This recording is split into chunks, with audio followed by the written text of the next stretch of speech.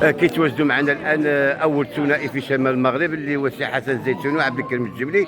تكلموا لنا شيئا مع المسيره الفنيه ديالكم بالمملكه المغربيه. والبدايه كانت شويه قاصحه شويه، احنا اول ثنائي في شمال المغرب اللي عطينا عده اشرطه وكذا، ولكن ذاك الوقت اللي بدينا حنايا جينا بكري، ما كانش التواصل الاجتماعي وتطرقنا لعده مواضيع اجتماعيه اللي كتعبر على الواقع، والحمد لله احنا باقي مستمرين.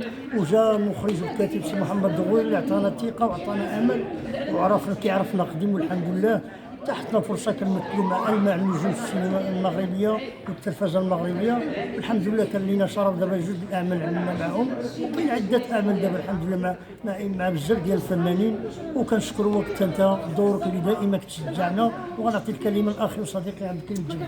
انا غادي نتكلم لك على المسرحيه ديال اليوم اللي عملناها، العنوان ديالها عصابه الطامور علالة.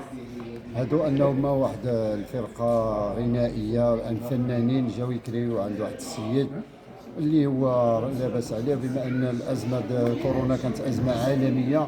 بغينا نطرقوا بان اللي تقاس بها في هذه الازمه هو ان الفنان هو اللي تقاس بزاف، لان عده فنانه مساكن كاين اللي باع حويجاته، كاين اللي باع الماتريال ديالو في هذه الازمه.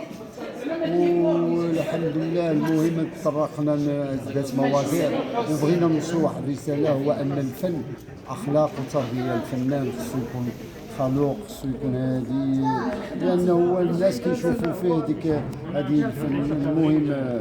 الفنان خصو يكون فنان خلوق، لان الناس كامله كتشوف فيه ديك الانسان اللي هو رمز ديك النقاء وهذه، لان خصو الفنان يكون دائما ويكون قدوه للمجتمع. ويكون قدوه للمجتمع. وشكرا الساعه.